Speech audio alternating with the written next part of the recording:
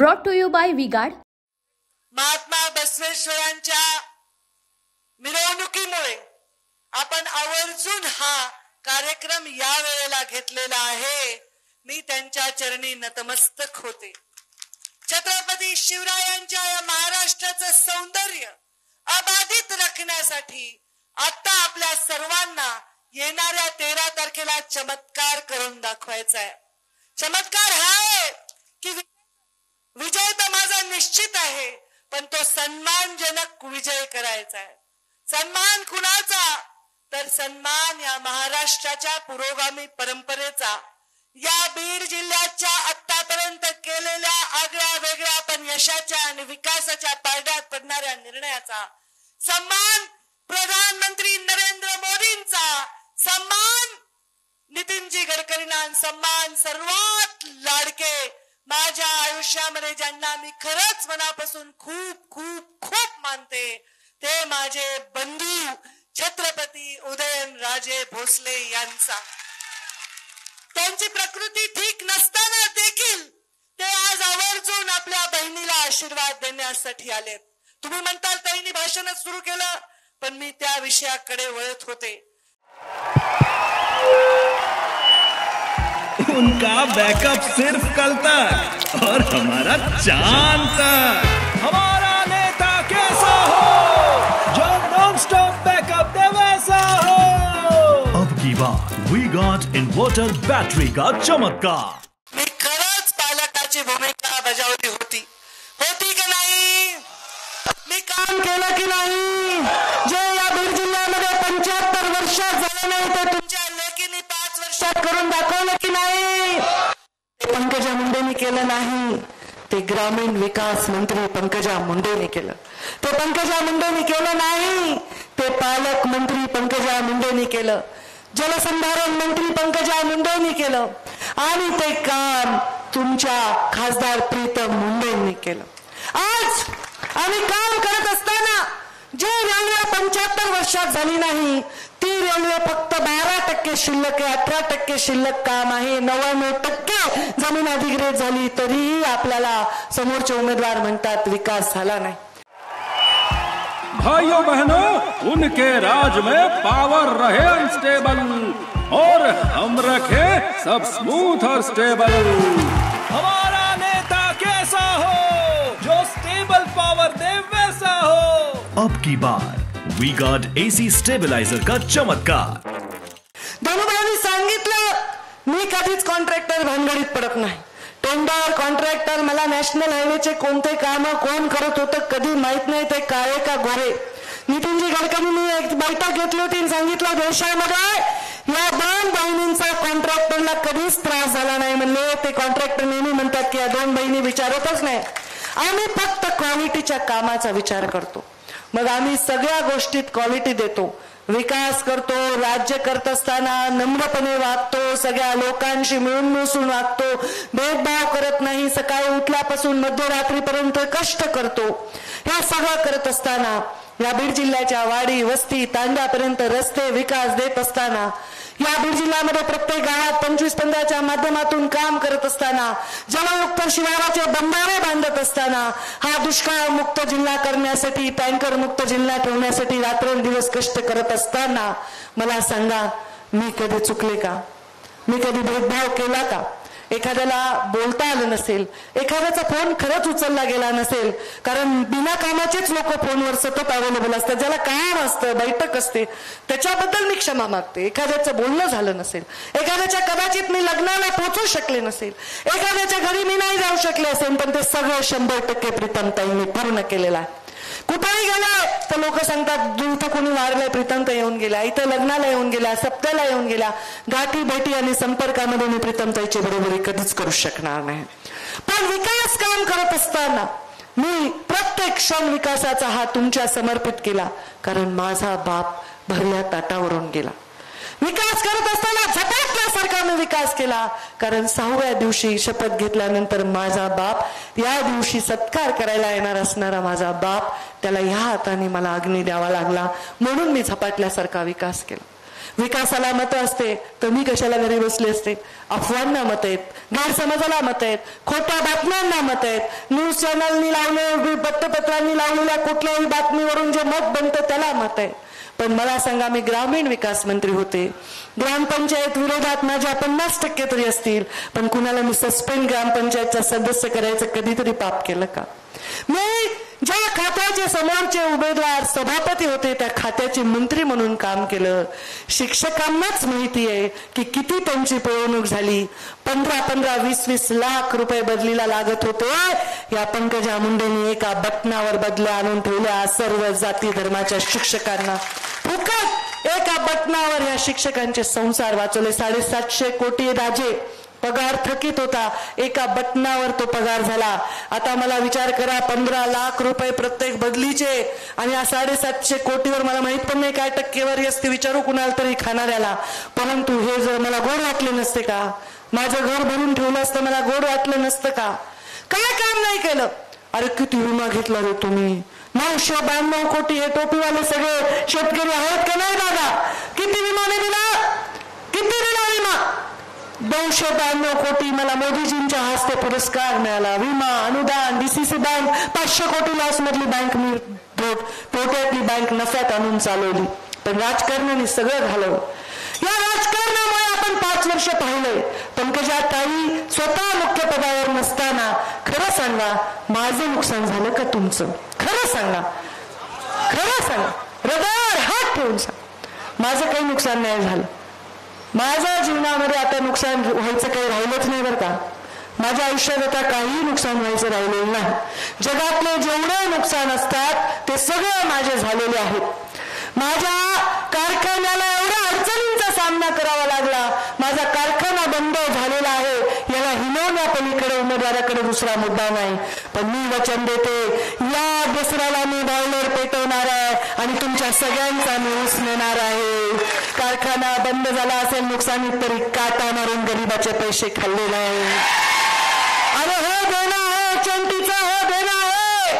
खूप कारस्थानाला सामोरे गेली आहे तुमची लेक. सगळं जे काय आहे 1 रुपयाने माझ्या स्वतःच्या अकाउंटमध्ये 2.5 कोटी होते. मागच्या 2 वर्षापूर्वी माझ्या अकाउंटमधून पगार केला. मी कागद दाखवते. स्वतःच्या अकाउंटमधून कारखान्याच्या सहकारी कारखान्याच्या वॉचमनचे पगार करणारी ही एकटीच लेक असेल. कधीच मी पैसा हे माझ्यासाठी मुळच नाही. त्या माझ्या लेकराला आर्यमनला मी सांगितलं, या ऊसतोड कामगारांनी माझ्यासाठी 11 कोटी जमा केले. तुम्ही माझ्यावर कर्ज केलं. मी आर्यमनला सांगितलं, तुझ्या आधी त्यांचा अधिकार माझ्यावर आहे. तुझ्या आधी हे लोक, हे लेकरं यांचं जीवन बदलणं माझं कर्तव्य. मला लोकसभेला जायचं अशी काही मी कुठे अर्ज घेऊन गेले नव्हते उमेदवारी मागायला 10 ठिकाणी. मला माझ्या नेत्यांनी आदेश दिल्यामुळे मी उभी राहिलोय. माझी इच्छा होती प्रीतमताईची हॅट्रिक व्हावी, पण मला माहित नाही नियतीची काय इच्छा होती. राजे 4 तारखेला मुंडे साहेबांचा अंतिम संस्कार मी केलाय. तुम्ही होता तो काय? तुमचं माझं मागच्या जन्मीचं रक्ताचं नातं मला माहित नाही, नेहमी धावून येता. त्या दिवशी माझी आई गळा पडून पहिल्यांदा कोणाच्या रडली असेल तर लेख म्हणून ज्याच्यावर प्रेम केलं त्या आमच्या राजेंच्या गळा पडून माझी आई लातूरच्या वर आणि पूर्ण माझ्या आईला खांद्याला धरून जर कोणी आणलं असेल अंतिम संस्काराच्या जागेवर तर या राजा माणसाने, मनाच्या राजा माणसाने आणलेलं आहे. हे सगळं आपण आपल्या डोळ्याने पाहिलं. धनुभाऊ मागच्या वेळी माझ्या विरोधात तुम्ही प्रचार करत होतात, आज तुम्ही माझ्या बाजूने आलात. किती शांत झाले माझ्या डोक्याला. हे सगळे विरोधात प्रचार करणारे लोक आज माझा प्रचार करतायत. पण राजे, काही लोक त्या क्षणी ज्या दिवशी बाबा गेले त्यापासून आजपर्यंत जशाला तसेच आज माझ्या बरोबर आहेत. त्यांच्यासाठी मला काम करायचंय. 5 वर्ष मी तुमचं काम केलं. जात पात पाहिली नाही. काय प्रचार चाललाय? का ऍफिडेव्हिट करून दिले का समोरच्या उमेदवारांनी म्हणून त्याला कसे मतं पडतील आणि मला का नाही पडत? मी गेले का कुठल्या मंचावर जातीच्या दिल्या का शिवाय मी कोणाला नाही? अरे पण तुम्ही तर राजकारणामधून निवृत्त किंवा बाजूला राहायचं ठरवलंय. हळूहळू हा प्रचार कधी कधी मला वाटायला ह्या समोरच्या उमेदवारीच्या पारड्यात पडण्याचा प्रयत्न चाललाय का? काय मतदान नाही करायचं? अनेक लोकांनी, काही लोकांना या राज्यामध्ये सतत निवडून दिलंय. मग काही लोकांनी एखाद्या वेळी सत्तेत झालं तर काय बिघडतंय? अनेक राज्यामध्ये मी खासदारांच्या प्रचाराला गेले, सर्व मराठा समाजाचे खासदार आहेत. ताई तुम्ही आला तर सीट पक्की म्हणतात. मग एखाद्या मराठा समाजाच्या वर्गाने या खासदाराला बनवलं तर काय बिघडलं? ज्याला आतापर्यंत मंचावर एकही माणूस असा नाही ज्याला पहिल्यांदा गुलाल मुंडे साहेबांनी लावला नाही. तो मी उपकार काढू शकत नाही, माझी तेवढी पात्रता नाही, माझं बोलणं काम पण नाही. पण जात पात धर्म हे कधी होतं? पहिले पक्ष होते. काँग्रेस आणि भाजपची लढाई होती, राष्ट्रवादी भाजपची लढाई होती. कोणीही मग गडकरी सारखा माणूस सुद्धा देशाचा एवढा मोठा मंत्री होऊन एवढा विकास केला, जातपात पाहिजे असती तर कसं झालं असतं? या देशामध्ये 2च खासदार होते भारतीय जनता पार्टीचे. सर्वांना बरोबर घेऊन आज सगळ्यात मोठी पार्टी जगातली झाली आहे. आज आमच्या या पार्टीमध्ये मला कळत नाही की पार्टीची आणि विचारधारांची निवडणूक कधी जातीवर गेली. आम्ही यांना खासदार केलं, आम्ही त्यांना आमदार केलं असं बोलायला लोक कधी लागली? लोकांनी गुणांवर निवडून द्यावं, जातीवर निवडून द्यायचं नाही. माझ्याही लोकांनी नाही द्यायचं. ज्या समाजात माझा जन्म झाला, मुंडे साहेबांचा झाला, त्या समाजात 10 लोक नेते झाले असतील, पण का मुंडे साहेब एवढे लोकांच्या हृदयात राहिले? त्यांच्या गुणांमुळे. जर मी आहे, प्रीतम आहे, धनु, आम्ही सगळे एका मंचावर आहे, पण काय असं वेगळं आहे प्रत्येकामध्ये? का माझ्यावर जास्त काकणभर तुमचं प्रेम असेल, कोणाचं प्रीतम ताईवर असेल, कोणाचं धनु? का आपल्या गुणांवर प्रेम असतं. 5 वर्ष कुठल्याही पदावर नसताना देखील एकही माणूस मला सोडून गेला नाही. का? कारण मी कुणाची रुपयात चहाच्या कपात सुद्धा मिळली नाही. मी कधी आता आमचे कर्तव्य वकील आले, थोडे रुसले होते ते, आणि पुन्हा ते आरक्षणाच्या चळवळीत पुढे गेले होते एकदम. हे सगळे त्यांची टीम आली आहे. त्यांनी म्हणले ताई काल रात्री म्हणले आम्हाला तुमच्यावर काम करायचं, आम्ही मुंडे परिवाराशिवाय कुठेही काम करू शकत नाही ताई. आम्हाला वाटलं होतं काहीतरी वचन समोरचा उमेदवार देईल, त्यांचे नेते देतील ताई, पण त्यांनी तर आम्हाला काहीच वचन नाही दिलं. मग ते आरक्षणाच्या मुद्द्यावर मतं मागलं नाही तर जातीच्या मागत असेल तर आम्हाला जेव्हा आमचा ऊस जाळावा लागला होता तेव्हा आमच्या मुंडे साहेबांनी आमचा ऊस नेला होता. ताई तुम्ही फक्त कारखाना सुरू करा. हो आम्ही करू. आता आडसकर साहेब एक मंचावर साहेब म्हणते मी आमचे संभाजी पाटील आहेत, सॉरी मला वेळ घालवायचा नव्हता म्हणून आपलं मुद्द्याला सुरू केलं. हे सगळे प्रचारासाठी माझ्या आलेले आहेत. आमचे उमेदवार राहिलेले आमचे किरण पाटील विधान परिषदला उभे होते, त्यांच्यासाठी मी पूर्ण विधान परिषदला प्रचार केला. त्या आज याच मंचावर आहेत. काय केलं मी त्यावेळी? काय केलं नाही का? म्हणलं पाटील उभे आहेत म्हणून प्रचार नाही करायचा असं थोडीच आहे. संभाजी पाटील यांच्या मातोश्रीला पहिल्यांदा तिकीट मुंडे साहेबांनी दिलं. संभाजी पाटील यांना काँग्रेसमधनं आणून पहिल्यांदा तिकीट मुंडे साहेबांनी दिलं. युवा मोर्चाचं अध्यक्ष केलं. खूप माया लावली या परिवाराला. हे सगळं कसं झालंय? असं हे व्हायला नाही पाहिजे.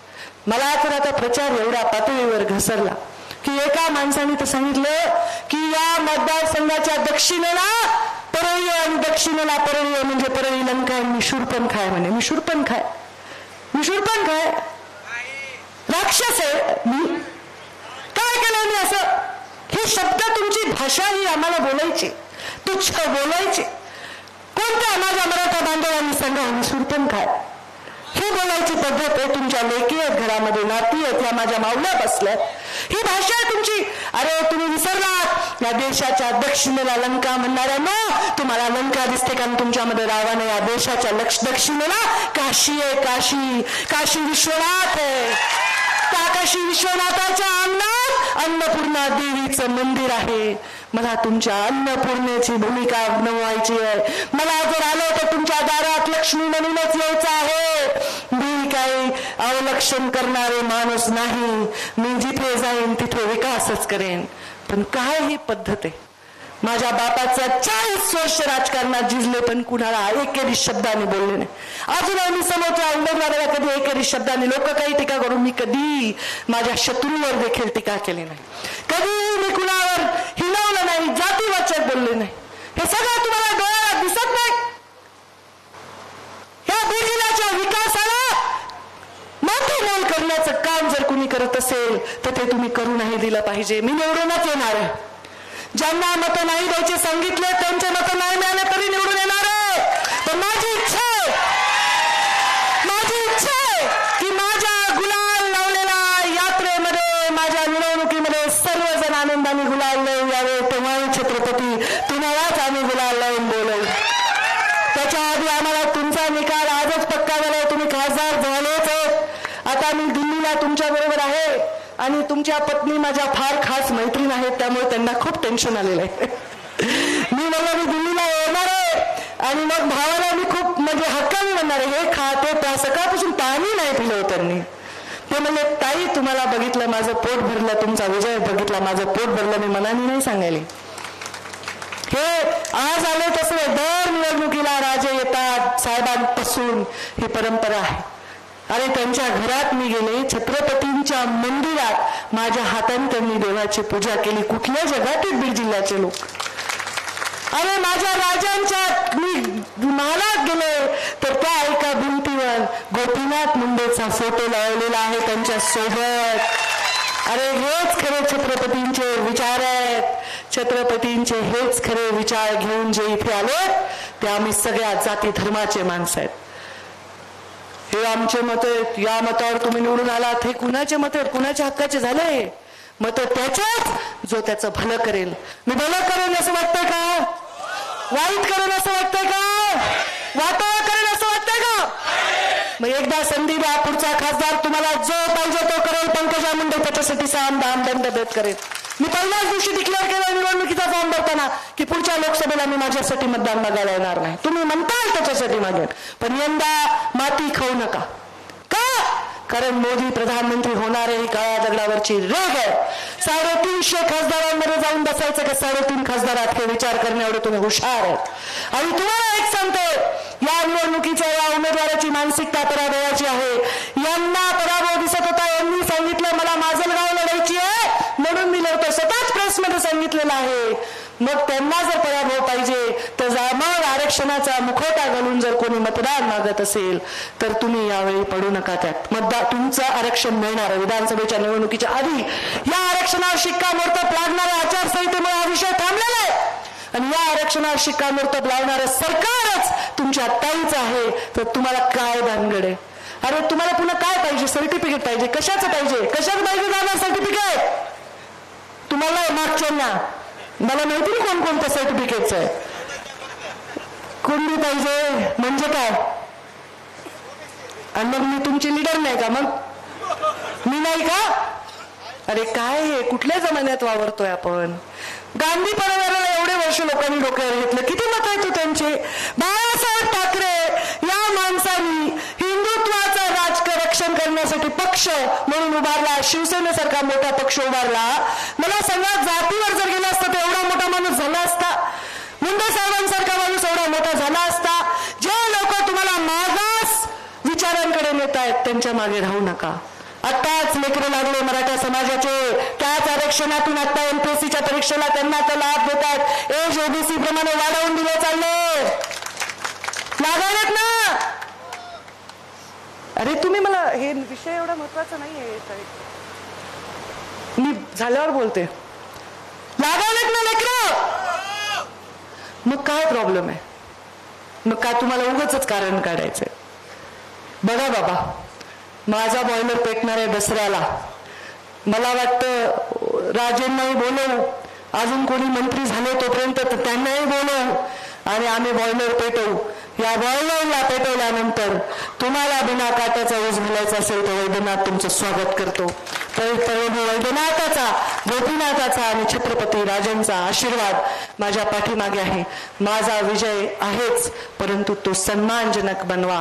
ह्या विजयातून माझ्या बीड जिल्ह्याकडे कोणी जातीपातीच्या भिंती उभा राहू शकत नाही. मग आपल्याला संदेश देण्यासाठी आपण सर्वजण येणाऱ्या 13 तारखेला मला मतदान करा आणि माझ्या या गलिच्छ पद्धतीने जे प्रचार चाललाय तो हाणून पाडा. तुमची लेक आहे मी. तुमच्या लेकीवर जर कोणी नुसतं बघितलं वाकड्या नजरेने त्याचे डोळे काढून हातात द्यायची क्षमता तुमच्या लेकीमध्ये. मला माझ्यासाठी राजकारण ही मजबुरी असेल, पण माझं चरित्र, माझं वागणं, माझे नीतिमत्ता हे माझ्यासाठी मजबूतीने करणं माझ्यासाठी आवश्यक आहे. त्यामुळे मी जेव्हा येते तेव्हा मी योग्यच करेन, अयोग्य काही करणार नाही. हे तुम्हाला माहिती आहे. माझ्या पाठीशी आशीर्वाद ठेवा. धन्यवाद. जय हिंद, जय महाराष्ट्र. आदरणीय राजे यांना मी आमंत्रित करते की त्यांनी आपले अनमोल शब्द आमच्या लोकांना सांगावे. Brought to you by V-Guard.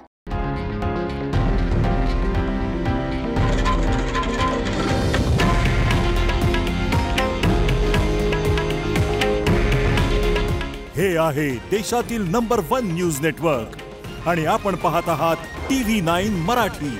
काळजी तुमची, हित महाराष्ट्राचं.